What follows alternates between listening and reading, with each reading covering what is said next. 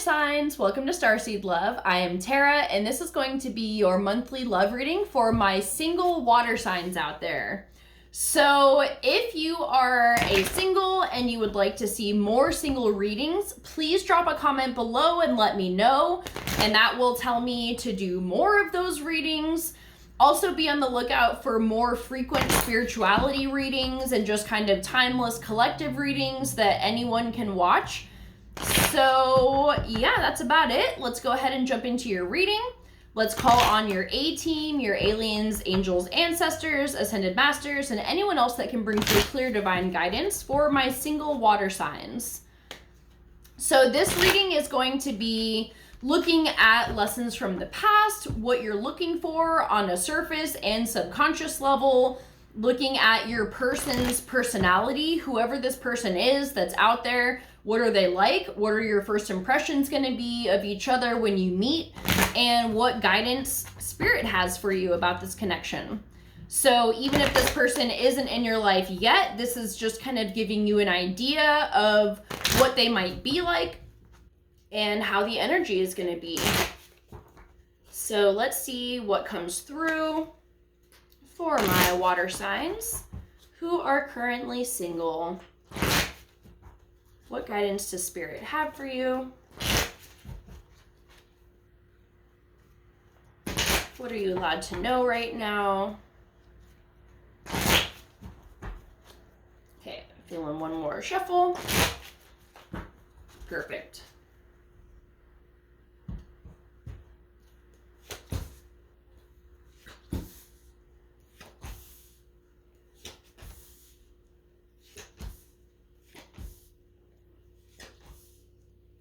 All right, so this is interesting.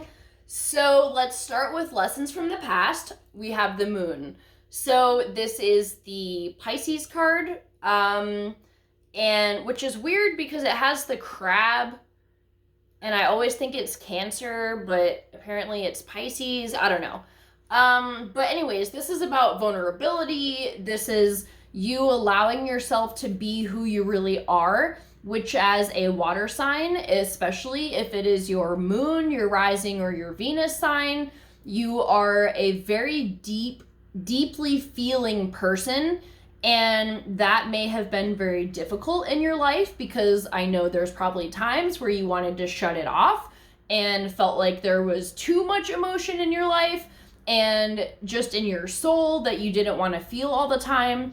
But you've been learning to sit in that. See, she's naked, she's vulnerable under this moonlight. She's being her authentic, true self, which is deeply nurturing and passionate and emotional and connected to the divine. So these are your past lessons. So what you're looking for, we have the Four of Coins. So this is interesting. This is on the surface level of things. I feel like you may want somebody who is a little more not withholding, but I feel like because you are so emotional, and I don't say that in a negative way, but just, you know, there's always a negative connotation to, like, especially women being so emotional. It's like this toxic trait that people say. So I don't mean that. But because you have so much of that in yourself, you may want somebody who is a little more, I don't know, like, not, you want them to be emotional and you need them to be able to match what you can give. But I feel like maybe you've been with people who are equally as emotional as you are, and it kind of spiraled, like it became unhealthy in a way. So I feel like you're looking for somebody that kind of is able to hold themselves and be more reserved with their emotions and their energy. Typically this card is more about like holding back in a negative way, but because this is what you're looking for, I'm feeling like you just want somebody who can like control themselves a little more and have a better handle on their emotions and their feelings and stuff like that. But like I said, you still want them to have emotion. Like, nobody wants a partner that can't reciprocate love. So that's not what it is, but it's this very interesting energy. And I wonder if it's because of, like I said, you've had past relationships where maybe you both had a lot of water and it just became this like super toxic, obsessive, clingy energy. And yeah, or shit, maybe another indicator of this card can be that you want somebody who's clingy, because look at how he's like clinging on to these things, but not in an unhealthy way. Like, you don't want someone that's like needy of you, but just somebody that protects you and like is loyal to you, and they want to be very touchy-feely with you. So I feel like there can be two interpretations of that. You either want somebody who is more reserved but can show you that love, or you want somebody who matches that energy that you have as well, and they're like this with you. But I feel like that's a very fine line, because it can get to a point that is unhealthy kind of quickly with that energy. So just be on the lookout for that. Okay, so your heart's subconscious desires, we have the Seven of Swords in reverse. You're sick of the fuck boys, you're sick of the fuck girls, you know, like whatever it is. People that just don't reciprocate what you are giving, people that play games with you, you don't want that. You're leaving all that shit in the past because you've been there and done that, and it's not for you. So their personality, we have the Four of Swords. So this is possibly an air sign, Gemini, Libra, Aquarius, which would be somebody who is more reserved with their emotions, and isn't like falling at your feet, like that type of shit, you know? This person also has done their healing, and with you in your past lessons being the moon, I feel like you are both in a healthy, vulnerable state that can be very helpful in this connection. And although you may have different dominant elements and stuff like that in your birth charts, I feel like it could be very compatible with each other. Okay, so your first impression of them, we have the Page of Coins. So this person may be very good at making money. They may be financially stable. They may have a lot of ideas or aspirations for how to continue making money. And you see that, and that might be very attractive to you. Maybe you've had people in the past who were just kind of bumming around, like not really motivated to do anything. So you're like, okay, this person actually like wants to do shit with their life, and I'm here for that. So their first impression of you, we have the Five of Swords in reverse. So this to me means that they view you as somebody who is very non-confrontational. You don't want to actively seek out arguments. I feel like because you don't want to play games and you're not here for that, they're going to recognize that and just sense that you have also done the work. And I feel like you can be very low key, like your energy is super chill, and they vibe with that because, you know, I feel like most of us have had partners.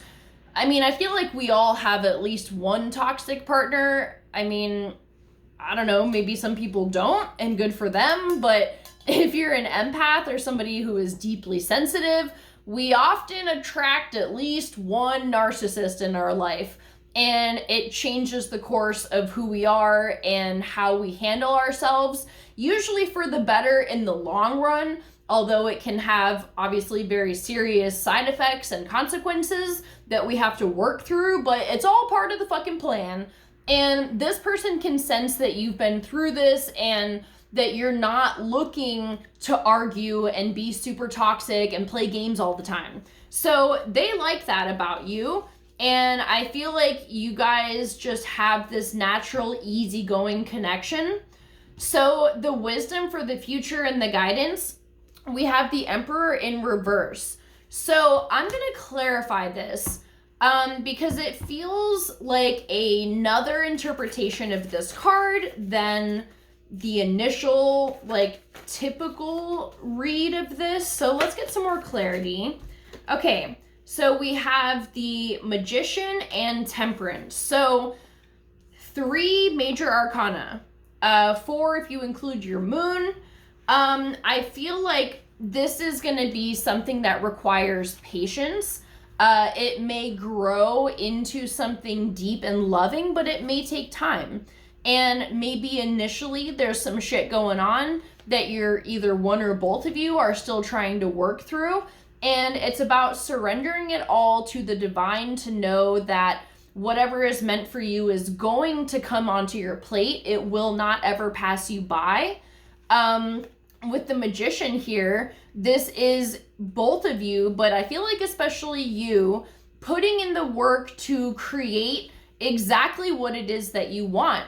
Rather than focusing on the red flags, like, you know, use your discernment to look for what may be a red flag in people, but make a list of like green flags that you would like to see in a partner. Like before this person comes into your life, it may be good to kind of get clear on, okay, I want someone who is honest, who takes me seriously, who doesn't want to play games, somebody that I can have deep, heartfelt conversations with.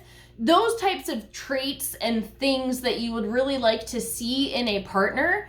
And, you know, definitely try to surrender this to the divine. I know that's annoying to hear sometimes, and it's easier said than done. But remember, divine timing is not about there's this date in the future and I have to wait until that date comes because that's when divine timing happens. No, divine timing is about alignment.